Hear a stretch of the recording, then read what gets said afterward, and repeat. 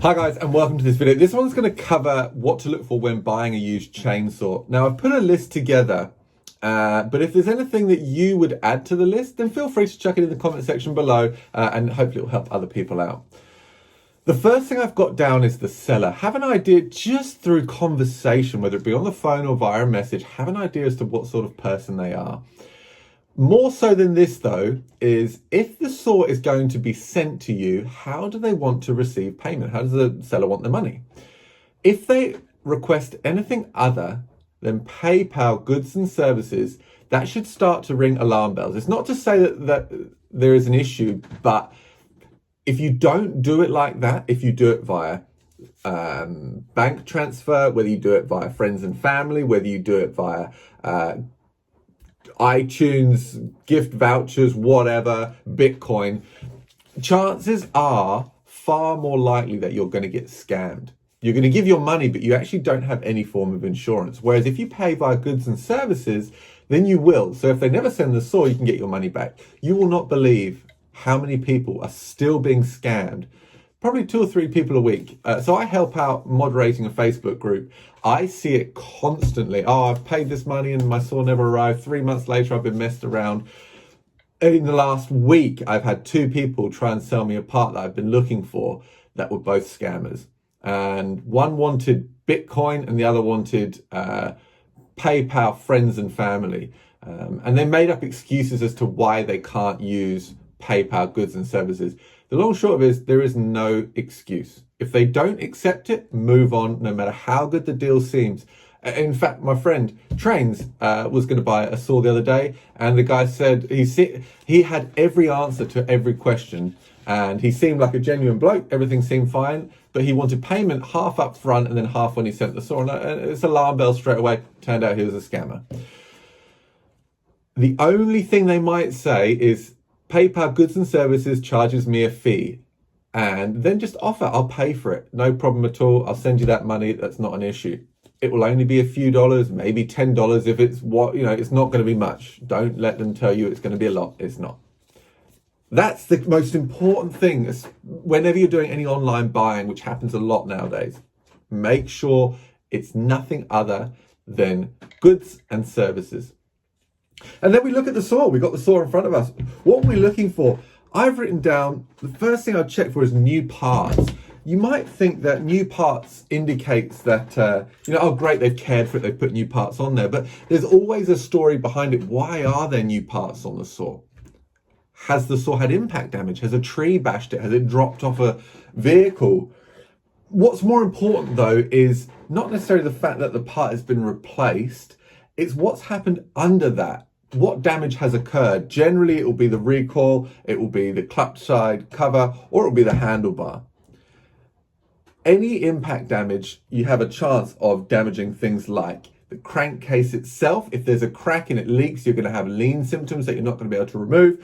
The person's damaged the clutch or more importantly, the crankshaft, which is going to be hugely expensive. So always just ask, why did you replace that part? Have you got the original? And that just gives you a better idea. If there is a part that's just worn out, things wear out, that happens, then that's okay. But just always keep in mind when you're looking at the saw, look for further damage. And we're going to move into that one now.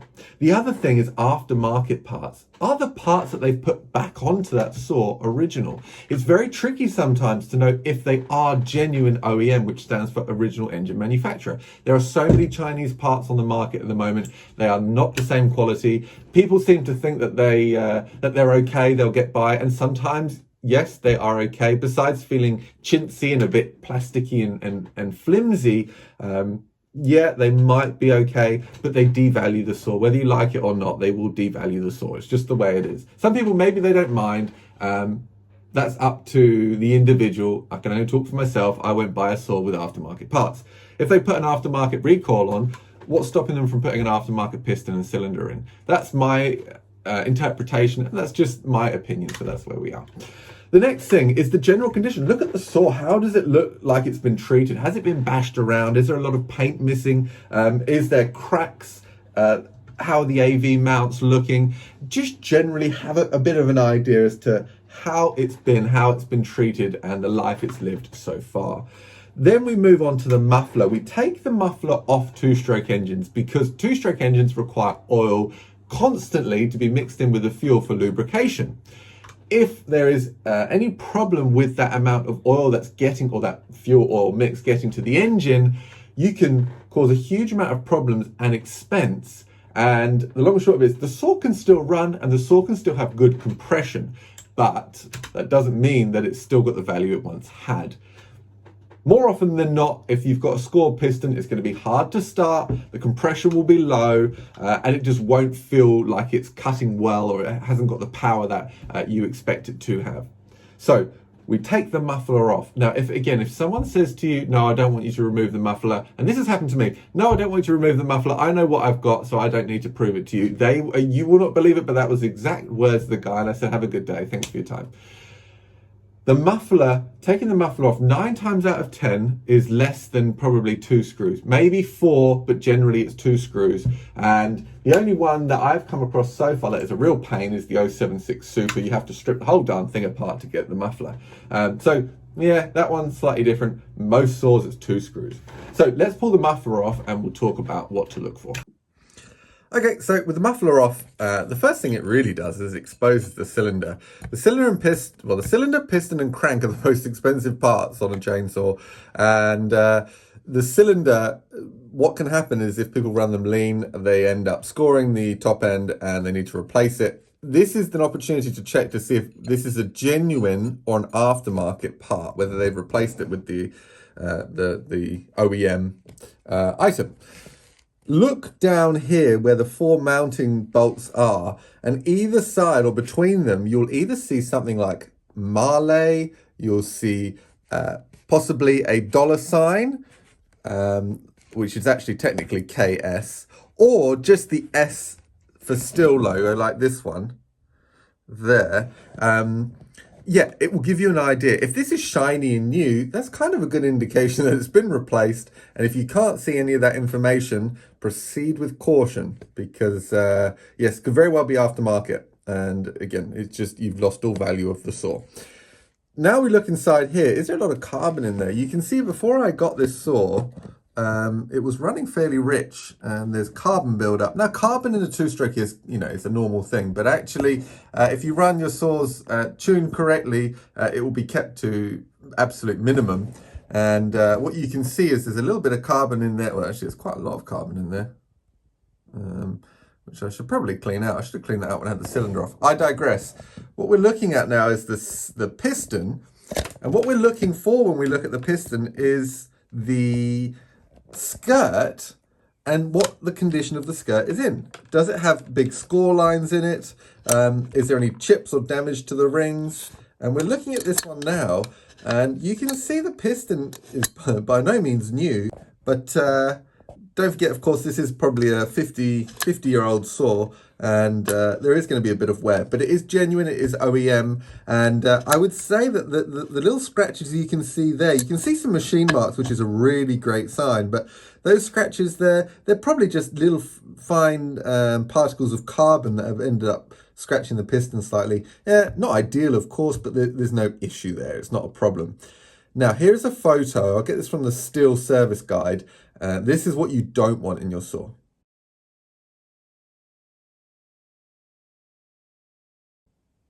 So you can see the drastic difference here. If you've got machine marks on the piston like you have here, that's an excellent sign. Do notice though, look at my ring there. Can you see there's a very, very tiny chip? I've only just noticed that now. Those are the sorts of things just be aware of, just note. Nothing wrong in this case. The saw starts, runs, cuts, got great compression, but you're just building up a picture of the saw, its value, and what you're actually buying. Also notice, can you see that film of oil? There's a really lovely film of oil. It's not dry in there. That's another great sign that it's tuned well and it's a healthy engine. And the last thing to look for is the muffler itself and the mounting holes here. What can happen is the muffler can loosen due to the vibrations, and it can wallow out the mounting holes, it can crack them. And again, that can be maybe an easy fix. It could just be a thread cert that you've got to put in there. But on the other hand, if that's cracked or damaged, that's a very expensive fix. And yeah, worth noting, check the holes, check the threads, and of course check the actual muffler itself. What's the condition of the muffler? Is there any cracks in there? Does it still have the screen, the spark screen, etc.? So again, just a general check over while you've got it out. All these things affect its value, it affect its resale value, and things to bear in mind. We're going to move on now to mag rot. Mag rot is again one of those really crazy common things. Generally, it's from moisture, where these saws have been sitting on concrete and there's moisture coming up and it just rots the magnesium. These professional saws are made from magnesium, and especially the older ones, they'll all be magnesium. The newer ones, the cases are magnesium, but the covers and all of that is generally plastic. But regardless, where do we look for mag rot? The first telltale sign is underneath. This is worn paint, and this is so common. This is almost always going to be there on any used saw. However, mag rot is pitting. It's etched away. I'll see if I can add a photo in here of one of the saws I worked on.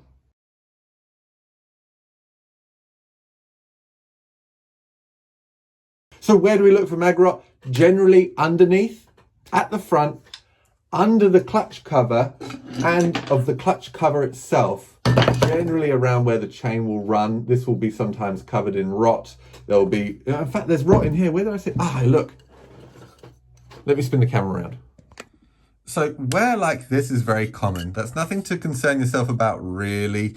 That's just general paint wear where the it's just, well, worn. But notice there in the middle of your screen how it's kind of bubbly. Kind of looks like lava rock as such with that big air pockets in. That's mag rot, and that generally happens because of moisture, but it can also happen if people have been cutting palm. Palm trees have a very acidic sap, and it damages the mag rot very, very quickly. So look for it under the clutch cover, look for it on the clutch cover itself. All around these areas, is there any mag rot in there?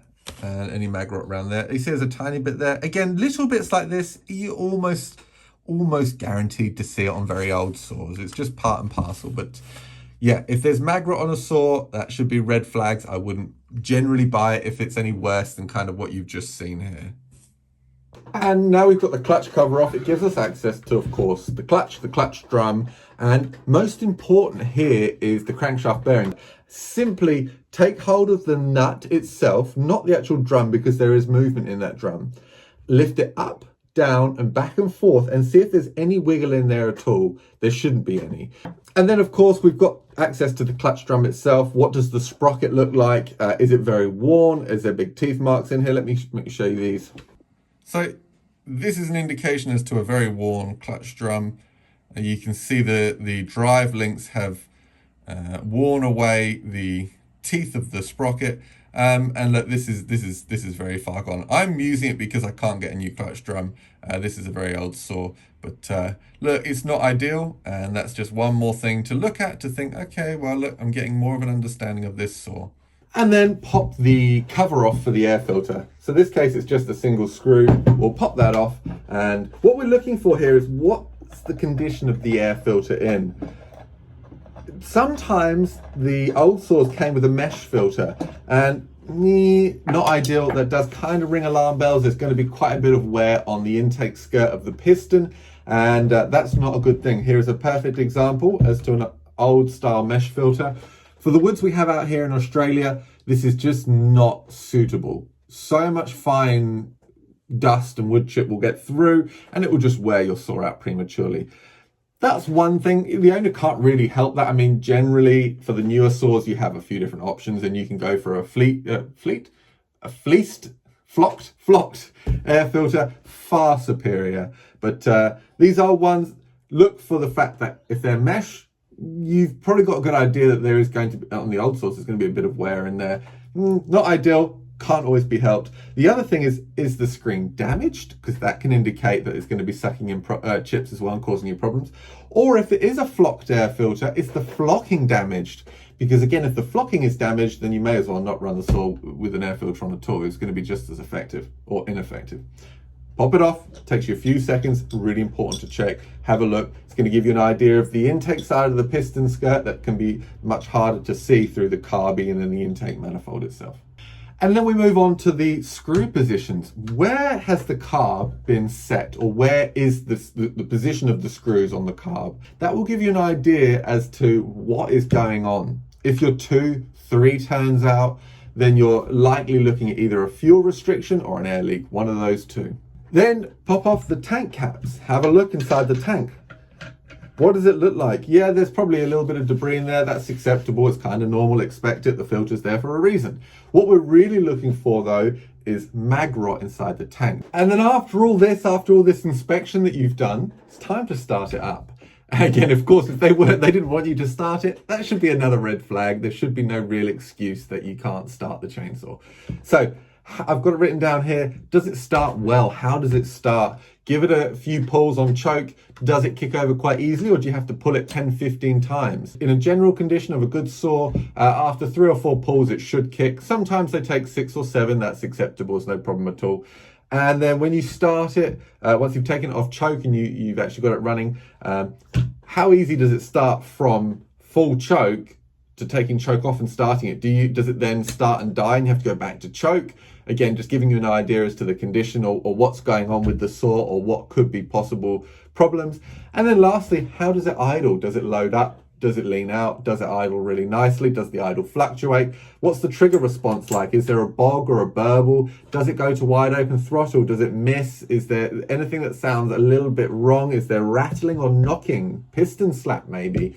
All those things take into consideration, really, really important. Gives you much more of an idea as to what's going on inside that we can't see from the outside inspection that we've done so far. And that's it. That's a very comprehensive check over on a saw. And if the seller is not happy with you doing anything or any of those things, generally I would say it's best to hold on to your money. There are going to be more saws that come by. Don't feel like it's going to be the only saw that's going to come to you. And you never know, if you do give them your money, you come home and you didn't do those checks while you were there, you're going to kick yourself. You're going to be more frustrated having a piece of junk than having that money in your pocket that you can then spend as and how you wish. So there we go. I really hope that helps. It's actually quite a long video. I hoped it was going to be shorter, but it's extensive, but I think it gives you a really good idea as to what to look for. So there we go, guys. Hope you enjoyed. Catch you soon. Bye.